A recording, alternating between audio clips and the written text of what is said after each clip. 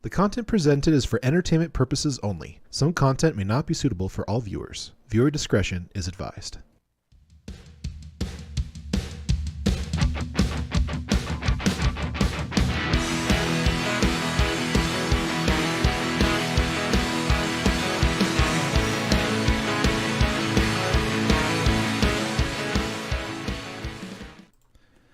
Hello everybody, Jay Rhymes here. I hope you all are having a wonderful day. I kind of jumped in here on a whim, doing a little dirty 30 for you guys. I'm definitely going to be taking off the gloves today because I really do feel like there is a war on words and the definitions being changed, as well as, things just being kind of wishy-washy as far as like the English language, and how I really am curious if you guys think that this is really going to hurt or help humanity.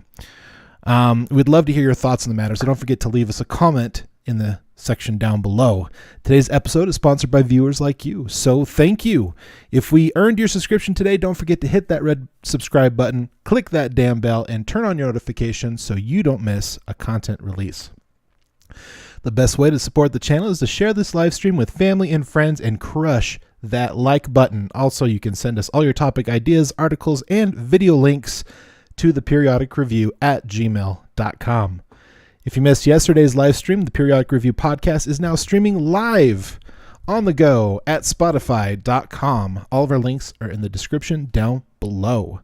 So welcome to the show. So in these Dirty 30s, basically what I like to do is just kind of like talk a little bit about what's been on my mind as of late. And I think the biggest thing that's been on my mind is how these radical leftists, liberals, whoever you want to call, whoever's, in the driver's seat right now. Not only is it the radical left elite, but it's also, radical liberals and radical leftists. We'll just call them the radicals on the left. And I think it was really telling, especially when I took some time and I listened to another podcast on Joe Rogan. I tout as much as I possibly can to give you guys really great people to listen to. It doesn't really matter if you're on the left or on the right. Like I really do believe that Joe Rogan is a great individual to listen to and to hear his thoughts and feelings on things, because I think he is, in a lot of cases, a realist. I really do believe that in a lot of cases, he's a very reasonable thinker, and arguably one of the our philosophers of today. And I really enjoy his content. I love the individuals that he has on his podcast, both crazy lunatic comedians and scientific data researchers on the other side. Just an overall interesting person. I definitely recommend, giving him a try. With that being said, it was really interesting how it kind of walked us through how, for who knows how long, we understand what a recession is. And that's what's been defined as 2 consecutive quarters of a negative GDP. And it's really interesting how he was able to go and look at, not only the definition, like if I look it up right now, I go, what is a recession? Recession definition.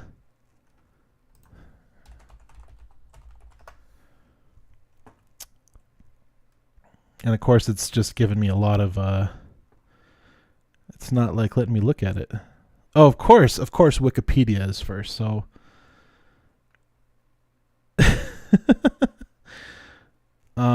Recession debate in recent days, many people have started to notice the National Bureau of Economic Research has changed the definition of what constitutes a recession. Really? So it seems that everybody's changing the definition to kind of fit what what they want, and I think that's disingenuous. Like literally, I can't even find what it originally was. Well, let me just open it up here on Wikipedia. In economics, a recession is a business cycle contraction when there is a general decline in economic activity Recessions generally occur when there is a widespread drop in spending, so you're triggered by various events such as financial crisis, blah, blah, blah. So there's no mention of 2 consecutive quarters of negative GDP. Oh no, this is actually changed. Although the definition of recession varies between different countries and scholars, 2 consecutive quarters of decline in a country's general gross domestic product is commonly used as a practical definition of recession. Wow, that's interesting. That's actually, does it even like say like when it was last updated? I'm just curious.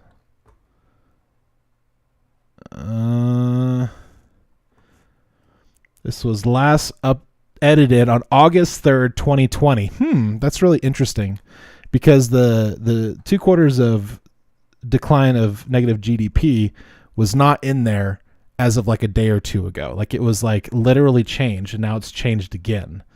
So I find that very interesting. And they literally did it live. For some reason, I can't, my Google, I guess I'm not really good at Googling apparently. Oh, that's probably why I'm not on.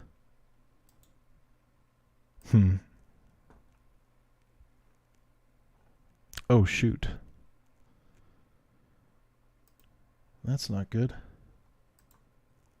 I just cleared my whole search here. That's awesome. So let me see if I can try here on wow, this is actually pretty unprofessional of me. I apologize. I should have had these up already, good to go. I just kind of jumped in on a whim, so I apologize. Just bear with me for just a moment. What is a recession? Okay, and let's try this on DuckDuckGo, because it seems that just the general like Google is not working for me.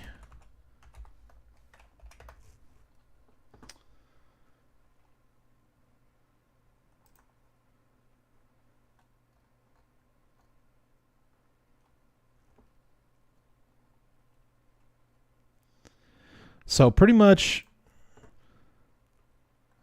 like is this not like going to give me Webster's dictionary version or what?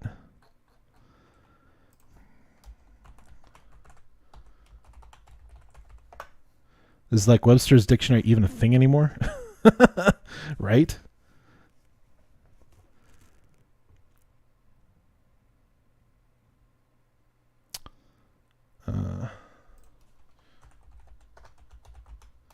Yeah, I'm seriously like Googling like so bad right now.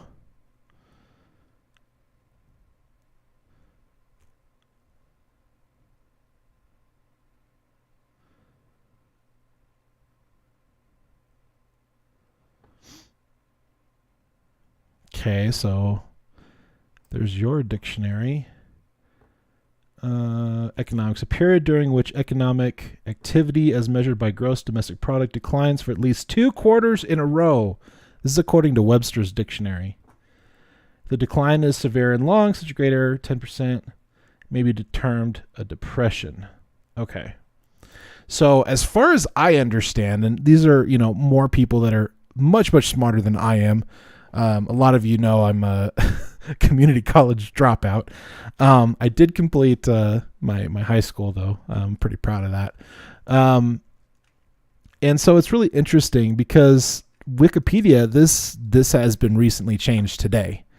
So I think it's very fascinating that there's some shenanigans going on right now. And I think this is really interesting because, aside from the whole recession thing that's been going on over the past few days, maybe a week, I think, there's also been an attack on the definition of what a woman is.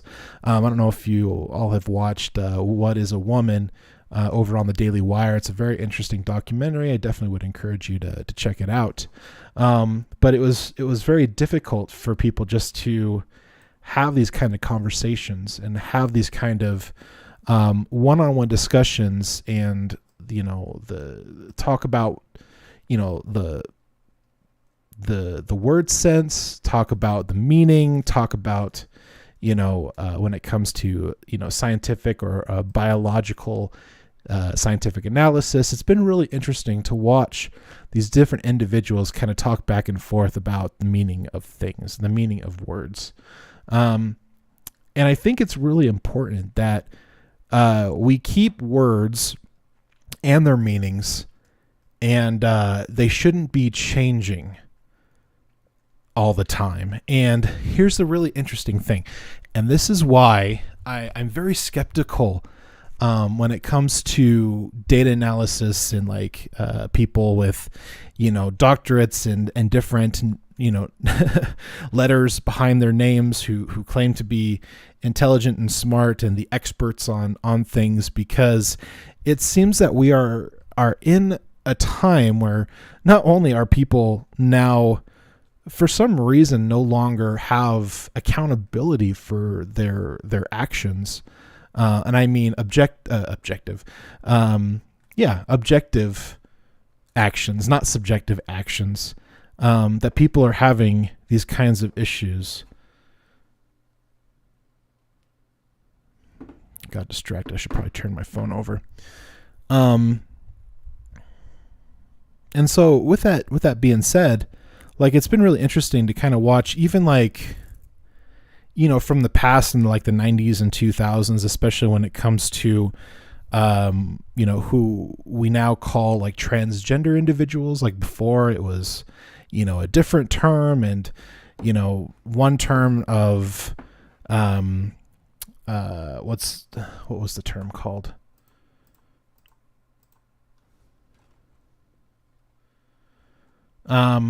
It was the word they used before intersex.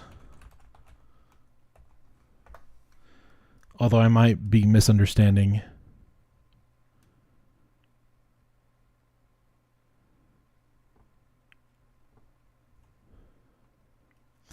Oh, intersex is more of this whole... Okay. So it's this whole in gender studies theology it's a new word that they're using for individuals. But there was another word, I can't remember. I think they were called hermaph.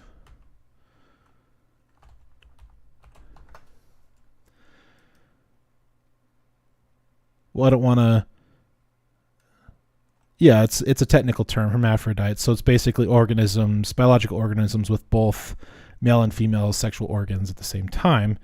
Now, obviously, this has been debunked, many times, but I believe it's 0.001 something of humans that are born actually have this. It's very, very rare. It's really interesting. And I think they're kind of using this. Here's the problem. If the meaning of words, let's say recession, changes from one definition to another. Let's say it's no longer, 2/4 of negative GDP. Now it's something else. And maybe it has a lot more intricate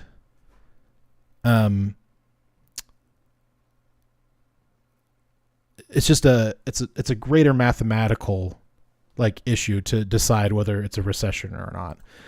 Great. Then what does it mean? And I think it was really interesting when they kind of talked about that from the What Is a Woman documentary, because it was really interesting. They talked about with these different individuals, especially the ones that are supposed to be teaching things like gender studies, and I do that in air quotes because I think it's pretty, self-evident, what somebody's gender is for the most part. Yes, I understand there are individuals that may have a bit more masculine or feminine characteristics on the surface, but in my opinion, science and biology matter. I also, believe very strongly that there's definitely some greater intelligence that's, greater than us. Whether you call that the Great Spirit, the spaghetti monster in the sky, or if you call them God.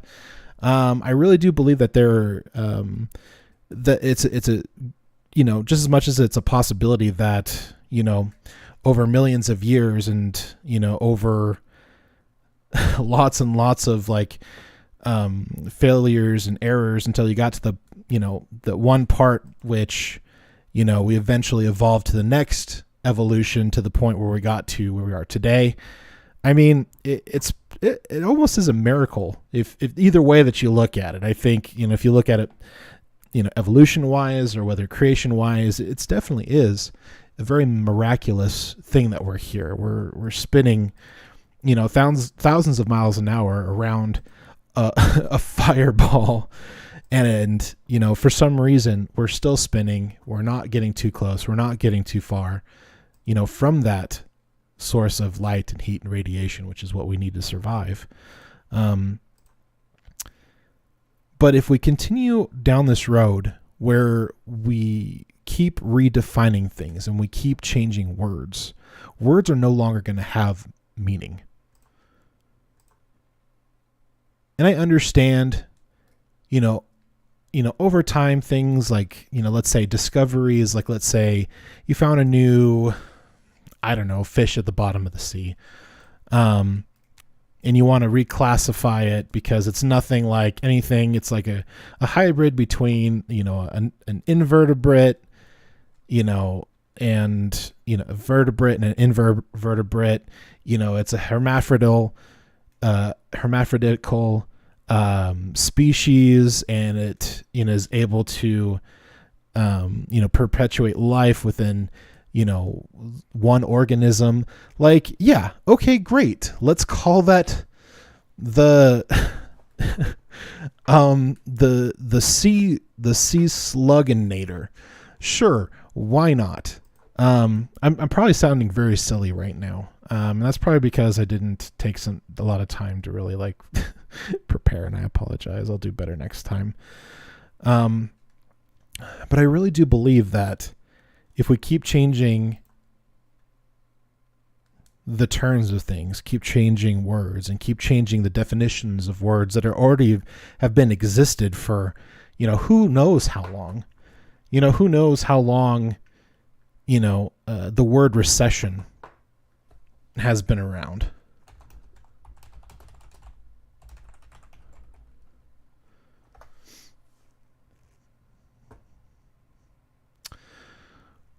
Okay. The origin of recession says 1640s. Active receding, going back from the French word recession. I probably butchered that really bad. So these words have been around for a long time. I mean, 1640s, so it's been around for hundreds of years, you know, before the time in the creation of these wonderful states of America. And how are we supposed to communicate with each other? How are we supposed to come to an understanding? How are we supposed to, you know, make peace? How are we supposed to live amongst each other? You know, if like all of a sudden we decide, well, we want to redefine the word foot. We want it to mean hand.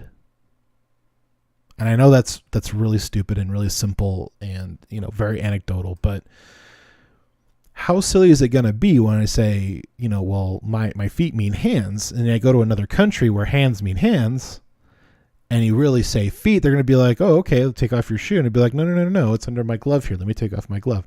So it's going to be really confusing to connect with each other. And I think, especially with these words that are connected to things like our economy, things that are connected to our sex. And let me go back a little bit on that, because I think this would be really interesting, because I spent a good portion of my life, like 5-6 years, 3 or 4 years, where my sole responsibility was to, you know, hire and fire and, you know, and to teach and to cultivate relationships with people and to lead my team into executing a certain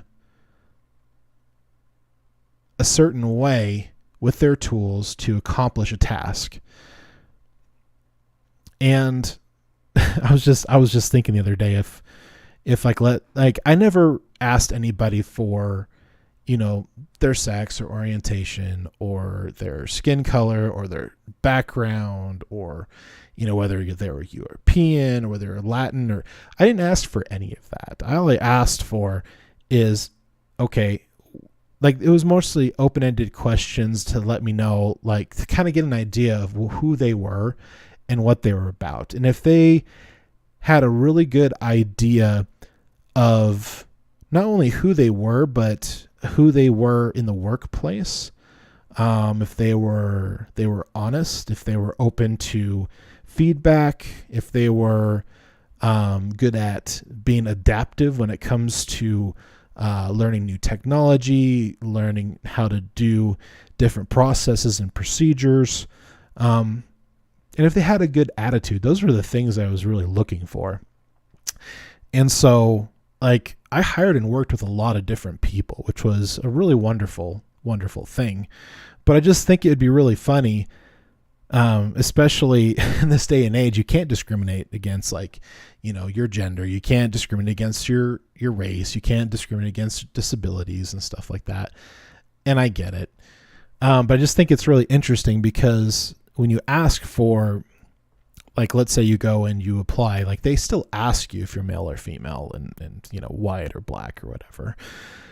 I just think it's really interesting, especially when these gender studies and these gender theologies, I want to call them their theories, where they want to separate, gender from sex, because it's, we're saying the same things, even though we're talking about, like, let's say we're talking about apples. Again, this is another silly analogy, but if we're talking about apples and we want to talk about Red Delicious or Apple Crisp or Fuji or Gala, like, you're still talking about apples, like they're still one and the same. Yeah, they're different tastes and stuff like that, but they're still apples.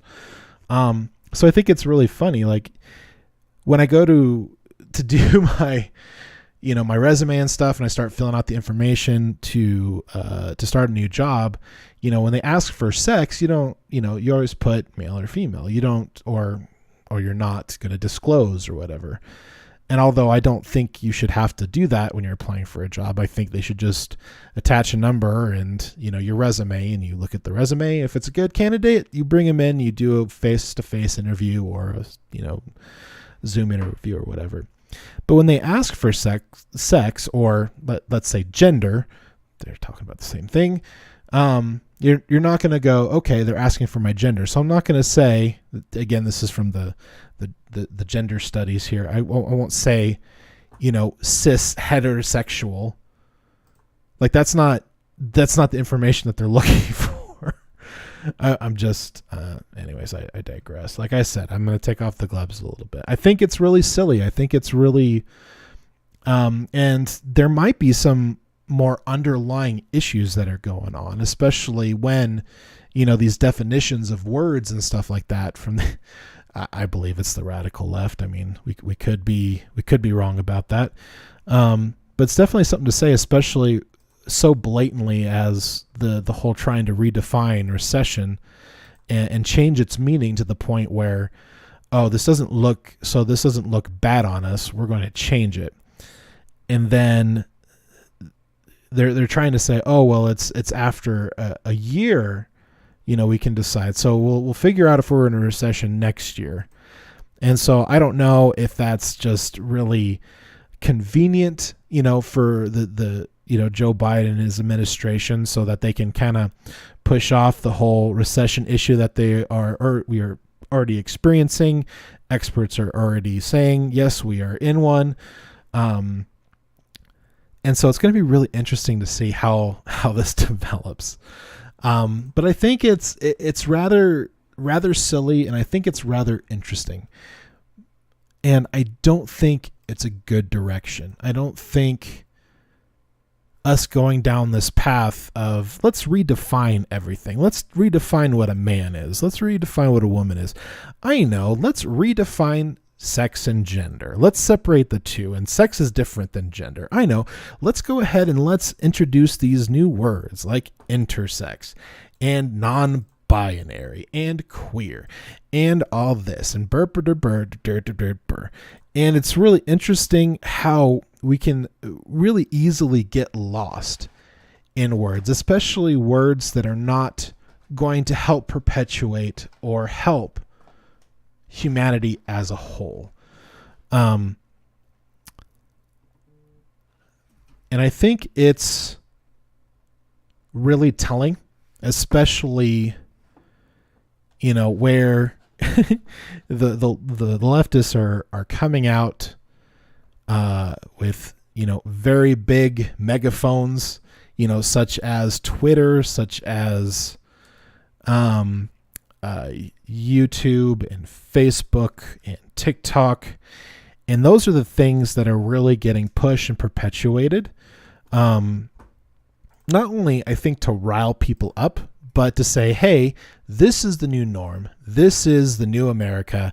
This is the new way of life. And now you must partake and you must accept.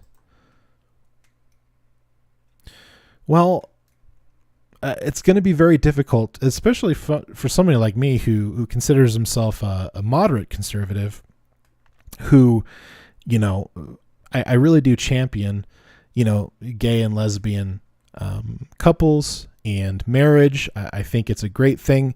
I also believe the government should be completely out of the marriage business. I believe that should be constituted between those two individuals who love each other, who are able to, of the age of consent and able to consent. You do you. But when it comes to this whole, transgenderism things, and to say, hey, I'm a caterpillar and I will become a butterfly. Well, unfortunately, as human beings, it doesn't matter how much my mind is blanking right now. Not testosterone, but estrogen. Doesn't matter how much estrogen I pump into my body. It doesn't matter how much hormone blockers I take. It doesn't matter how many surgeries I do to change my facial or physical structure, whether it's breast implants or vaginoplasty. It doesn't really matter how much I augment my body or, try to role play or LARP as a woman. I will never become a woman. Period.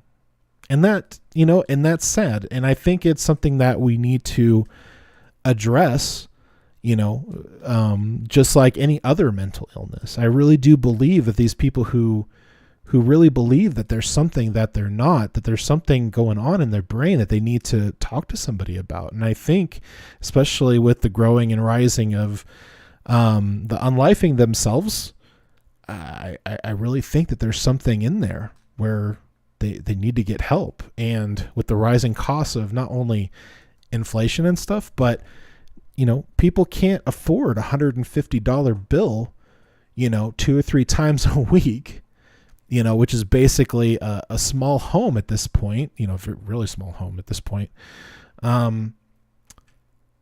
People need to be able to get the help that they need.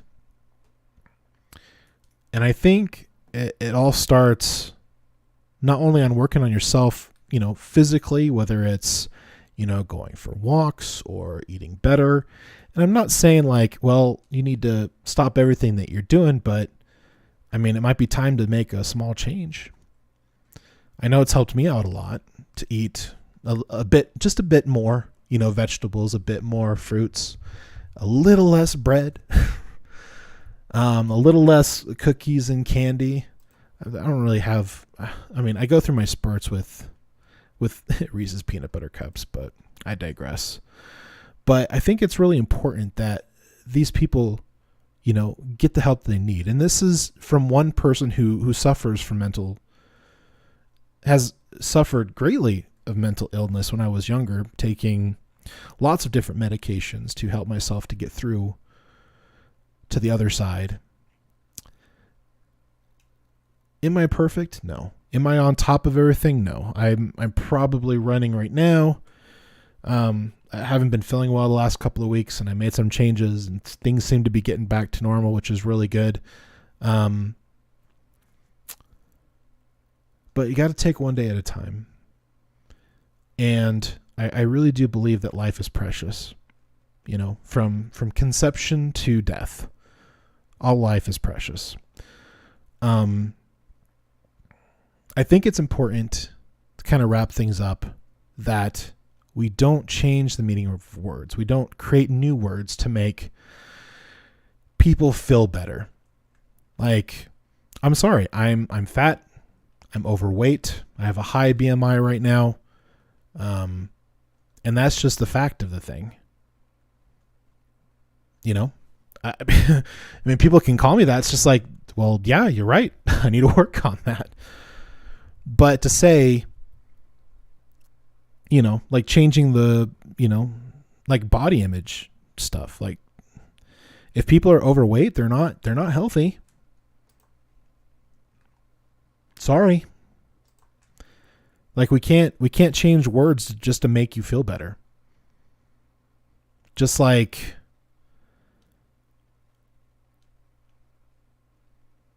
that's not going to help anybody. Just to make you feel better. I did make some mistakes. Yes, Christopher, you're correct. My it's slowly growing back. I made some mistakes this weekend.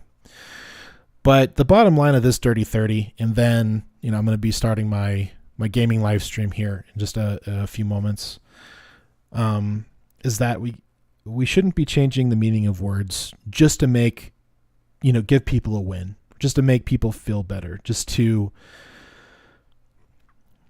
everybody else can smile along with you. And that's just the matter of the thing. But I'd love to hear your thoughts, so don't forget to leave comments. Really do appreciate it. And from my family to yours, good night. Hello everyone, Jay Rhymes with the Periodic Review. Today's video is sponsored by viewers like you, so thank you. Hopefully we've earned your subscription today, so don't forget to click that subscribe button and hit that damn bell to turn on your notifications so you don't miss a content release. Check out the video links at the end of every video to view our previous content, as well as visit the description section for more links to enjoy. Thank you so much for watching today's video, and from my family to yours, good night.